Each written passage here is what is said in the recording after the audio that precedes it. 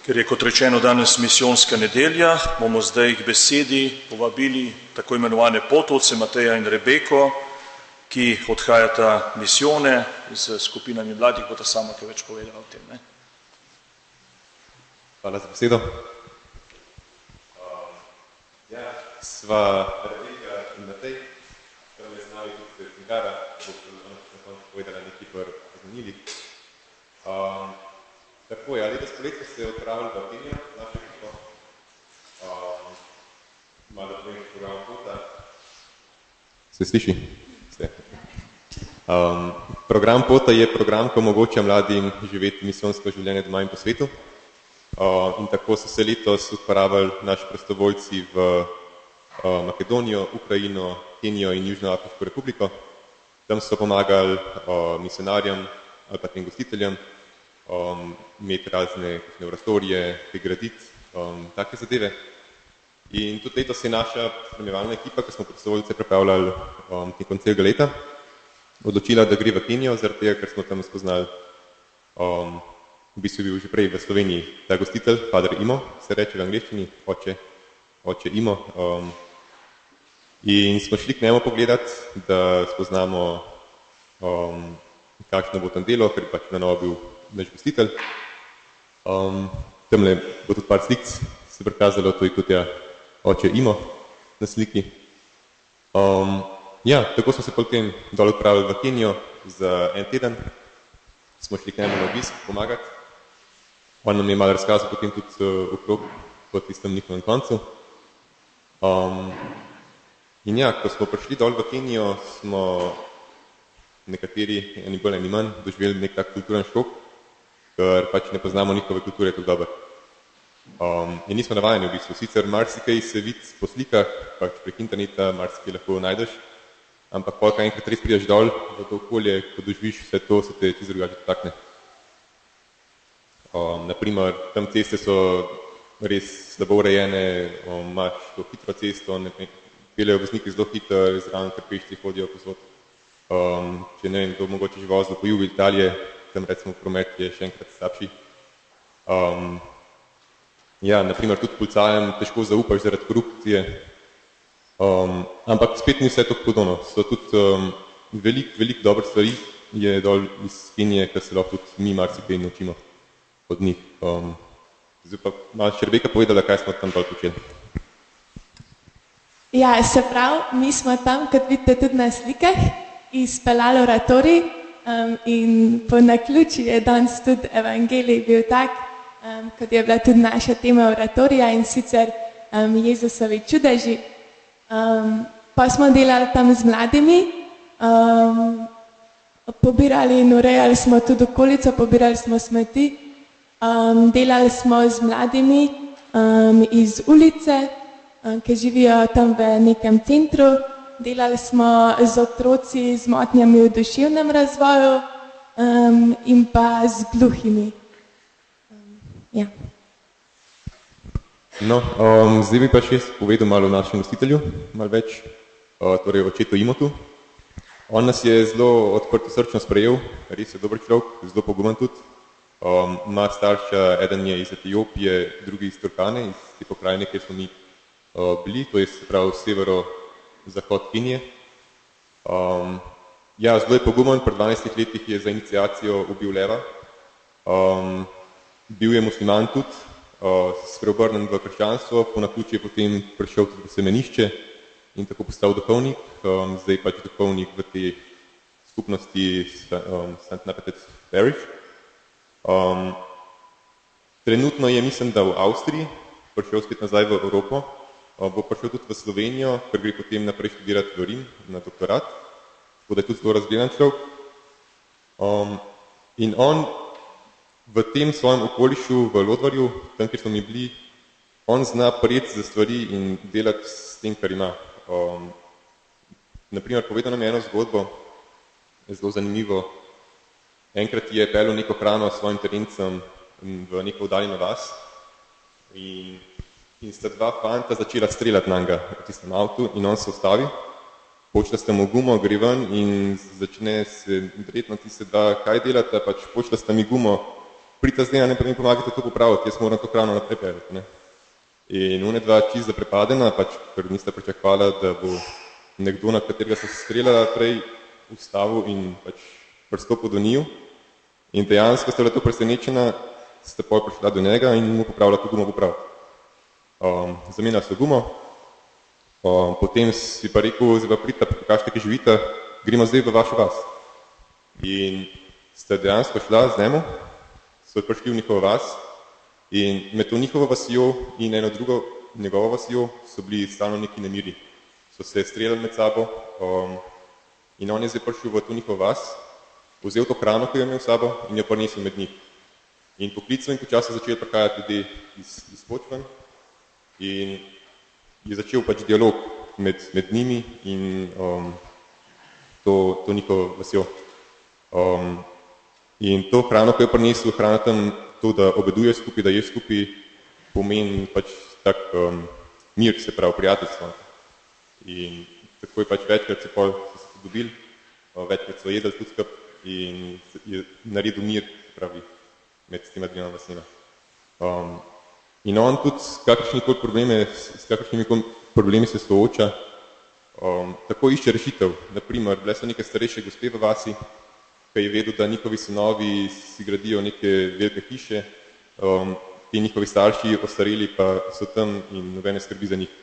In je primašil znano, da ne pridajo po njih, da pač morajo poskrbiti za svoje starše. In v tem, ker pač se to ni zgodilo, je šel do ene starejše gospe, jo naložil v avto in jo je odpeljal temu sinu in jo pač tam odložil na dvorišču. In ko se je to razvedel okrog, kaj je naredil, so hitro stali tudi poskrbeli za te gospe. Potem imel se probleme z alkoholom, se je prodajal na ulici, v znano spet primaši, glejte, če ne bo se tega pospravil, bom jaz. In par ur za mašo se je usedel svojega džipa in zbil tiste kanistre, ki so bili zraven, ob poti, ustavil avto in šel nazaj do teh ljudi in jim povedal, rekel sem ven, tega se tukaj ne bo počel. In tako on res dela s tem, kar ima, vzame to, kar ima in pač iz tega naredi, kar lahko. Tako da tudi jaz povabim vse nas tukaj, da pač smo zadovoljni s tem, kar imamo, vzamemo to in pač nekaj iz tega naredimo, kar to pač je. Ena taka stvar, kjer smo se tudi naučili tam oziroma jo spoznali, je bila tudi skupnost, v kateri tam živijo.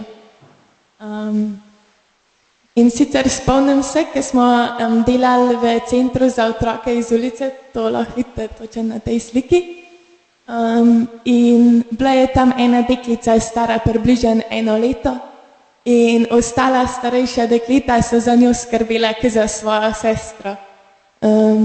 So jo tam preoblačile, nosile okrog, ji dajale za pit, za jest in to je bilo res nekaj toliko posebenega videti. Zato, ker pri njih velja neko tako skrito pravilo, jaz bom danes tebi pomagal, če potrebuješ pomoč, zaradi tega, ker mogoče pa jaz jutri ne bom imel, pa boš ti potem meni pomagal. In tega se v bistvu ves čas držijo. Bili smo tudi, en dan zjutraj smo se s puncami odpravljali v cerkev, da bi skupaj zjutraj molile, in ko smo prišli iz naše hiše, smo zaslišali ene res lepe glasove. In gremo v cerkev in tam je bilo približno 15 starejših žensk, ki so pele.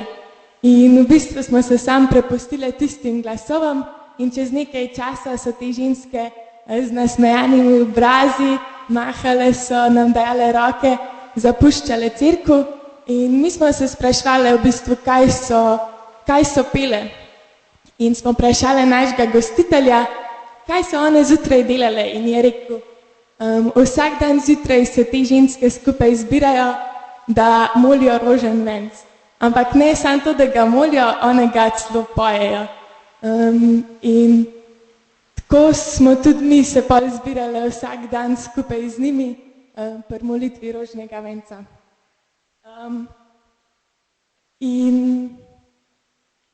Ena velika skupnost, ki se je tudi ustvarila takrat, je bila pa skupnost, ki smo jo gradili mi, ki smo prišli tja. res sem hvaležna, da sem bila obdana s temi mladimi, ki res pristno izžarevajo svojo vero. Imeli smo tudi ful velik blagoslov, da je bil z nami duhovnik Matevž, da smo vsak dan zjutraj lahko imeli sveto mašo in res črpali moč iz tega, da smo res vedeli, zakaj smo tam, da smo Gospodove priče.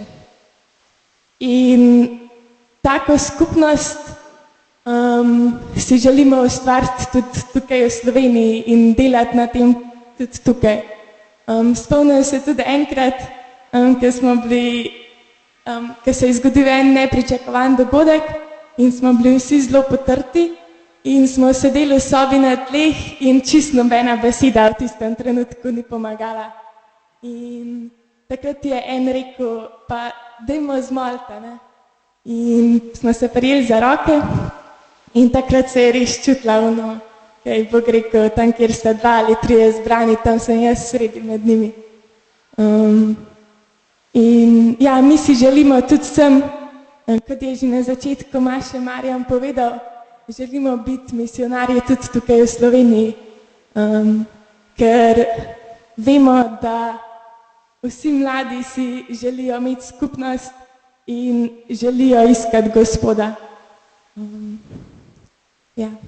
In da bi imeli vsaj kanček toliko vere, kot jo je imel Bartimaj iz današnjega evangelija. Hvala.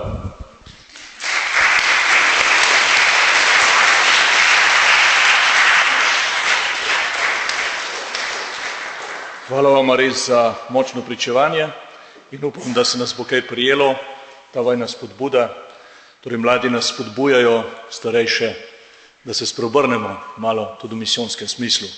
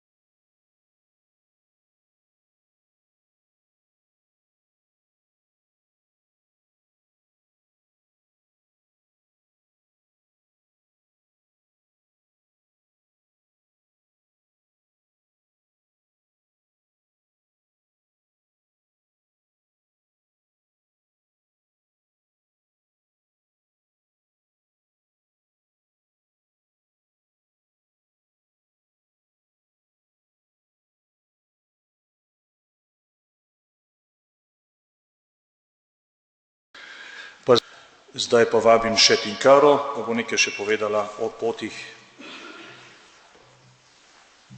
Ja, pozdravljeni še v mojem imenu. Jaz sem pa koordinatorka pota in tudi nekdanja prostovoljka.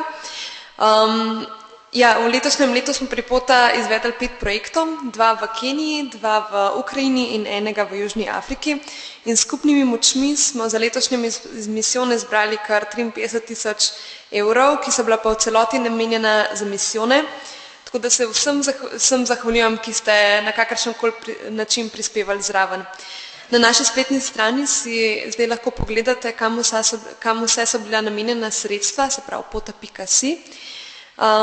Prav tako pa tudi lahko zdaj prostovoljce spremljate na potopisih, na socialnih omrežjih so objavljena, kje so ta potopisi. Ja, v letošnjem letu smo pa tudi pri Pota naredili en velik korak. Pota so dobila novo poslanstvo, novo zunanjo podobo, posodobljeno vsebino usposabljanj, nova gradiva in tako naprej. In verjamemo, da smo v letošnjem letu na ta način lahko kar 30 prostovoljcem omogočili njihovo osebno in pa duhovno rast in pa tudi nepozabno izkušnjo, eno veliko bogato izkušnjo. V duhu te misijonske nedelje bi vas pa zdaj želela povabiti, da se ustavite tudi zunaj na naši stojnici, Pota stojnici in namenite vaš dar za podporo programu Pota. Naš cilj je, da bi v mesecu oktobru zbrali 4000 evrov, s katerim bomo tudi pokrili stroške letošnjega leta. Program pa lahko tudi podprete z nakupom Pota izdelkov, ki jih lahko tudi najdete zunaj na stojnici. Že vnaprej se vam zahvaljujem za vsak vaš dar.